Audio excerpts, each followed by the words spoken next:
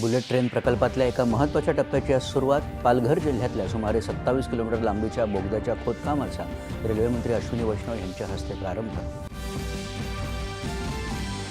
Electronics घटक उत्पादन योजनेअंतर्गत आणखी 22 प्रस्तावांना मंजुरी. यातून तब्बल 41,863 कोटी रुपयांची गुंतवणूक येणं अपेक्षित. वैष्णव यांची माहिती. भारत ऑस्ट्रेलिया आर्थिक सहकार्य आणि व्यापार करार ECTA अंतर्गत सर्व भारतीय निर्यातदारांना ऑस्ट्रेलियन बाजारपेठेत शुल्कमुक्त प्रवेश खुला.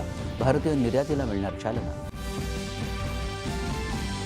डिजिटल प्रशासन आणि आर्थिक सुधारणांना बळकटी देण्याच्या दिशेनं केंद्रीय खते मंत्रालयाचं महत्त्वाचं पाऊल.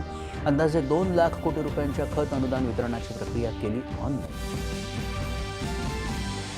खरीप पणन हंगाम 2025-26 मध्ये किमान आधारभूत किंमत खरेदी योजनेअंतर्गत धान तसंच भरडधान्य खरेदीसाठी ऑनलाईन शेतकरी नोंदणी करता 31 जानेवारी 2026 पर्यंत मुदतवाढ.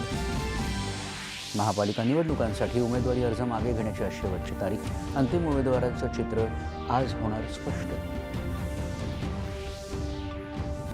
आणि साताऱ्यात 99व्या अखिल भारतीय मराठी साहित्य संमेलनाचं ज्येष्ठ लेखिका डॉक्टर मृदुला गर्ग यांच्या हस्ते मुख्यमंत्री देवेंद्र फडणवीस यांच्या उपस्थितीत झालं औपचारिक उद्घाटन.